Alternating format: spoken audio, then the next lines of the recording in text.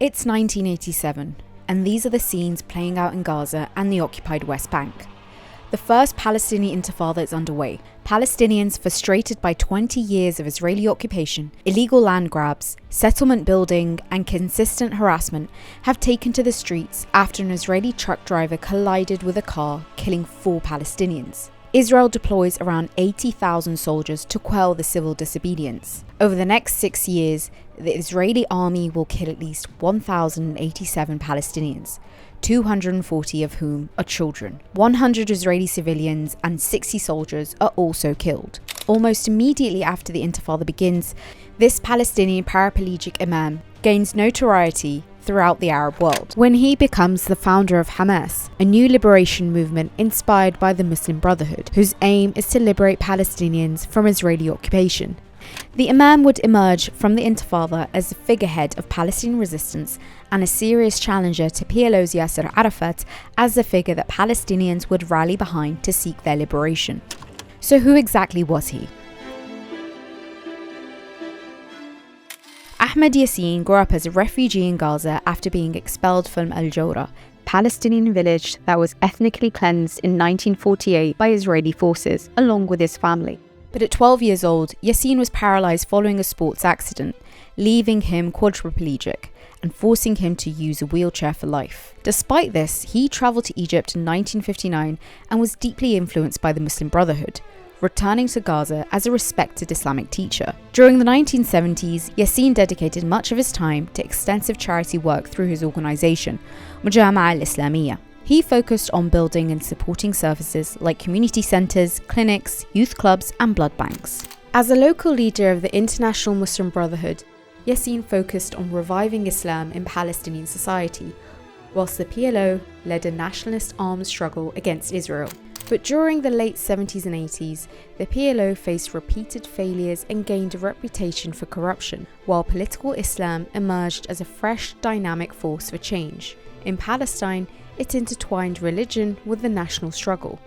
In the early 1980s, the rise of Islamic Jihad, an offshoot of the Muslim Brotherhood which initiated armed resistance, influenced Yasin to challenge the mainstream Brotherhood's gradualist approach. In 1983, Yasin was arrested by Israel and sentenced to 13 years in jail for allegedly forming an underground organisation and possessing weapons. He was released 2 years later as part of a prisoner swap. In 1987, as the Intifada brings thousands of Palestinians fed up by Israeli occupation onto the streets, Yasin seizes the moment by forming Hamas. In 1989, he was sentenced to 40 years in prison. The charges Israel levelled against him included allegations of ordering attacks against Israel and ordering the killing of Palestinian collaborators. 8 years later, Yasin, despite worsening health, received a hero's welcome upon returning to Gaza after he was released due to a deal brokered by King Hussein of Jordan. Admiration for Yasin stems from his insistence on Palestinians' right to resist occupation at a time when many believed the PLO and Yasser Arafat had accepted a bad deal by signing the Oslo Accords. Edward Said, a Palestinian-American academic and activist, called the agreement an instrument of Palestinian surrender, a Palestinian Versailles. The Accords failed to stop ever-expanding Israeli settlement building and only granted the Palestinian Authority control in a limited area of the internationally recognized 1967 Palestinian borders. The Palestinian leader spoke out against the 1993 Oslo Accords between Israel and the PLO, which marked an end to the First Intifada. والله أنا بقول السلطة الفلسطينية مصيرها واحد أن تنقرض إذا ظلت واقفة في موقفها وأوسلو مغلق والطريق مسدود ستنتهي. He also frequently criticized the Palestinian Authority for dismissing armed resistance as a viable option in negotiations with Israel. احنا بعنينا أن يزول الاحتلال وآثار الاحتلال عن وطننا وسنستمر إن شاء الله في المقاومة. فهذا هو قرار شعبي بكل الفصائل وكل التوجهات الفلسطينية. The Second Intifada erupted in 2000 after Israeli politician Ariel Sharon made a provocative visit to Al-Aqsa Mosque. During this time, Yasin proposed several ceasefire initiatives, conditional on Israel's withdrawal from the West Bank, Gaza and East Jerusalem, and the end of targeted killings of Palestinian activists. In the early 2000s, the Israeli government under the Prime Minister Sharon started to call for Yasin's assassination. On 6 September 2003, Yasin survived an attempt on his life when an Israeli F-16 fighter jet fired several missiles at his home in Gaza City. On 22nd of March 2004, Israel assassinated Yasin along with 9 others while he was leaving a mosque in Gaza. Yasin's assassination caused an uproar with protests occurring in the occupied West Bank and across the Arab world. His killing was condemned internationally both by supporters and critics of Hamas. Many saw it as a hindrance to the peace process. All of us understand Israel's need to defend itself, and it is fully entitled to do that against the terrorism which affects it within international law.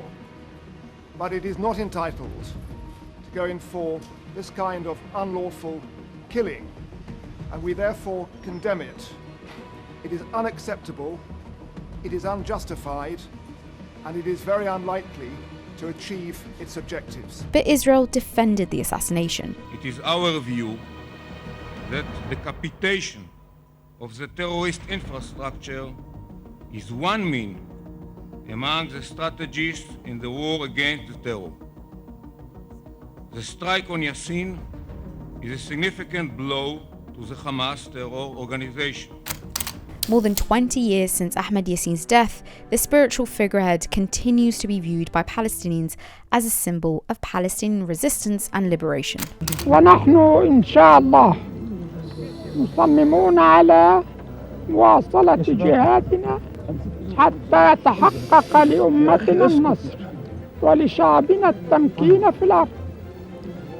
ونحن لا نقبل الاحتلال أن يبقى على أرضنا ووطننا، وسنعمل بكل طاقاتنا حتى يزول هذا الاحتلال ويعود شعبنا المشرد إلى وطنه إن شاء الله.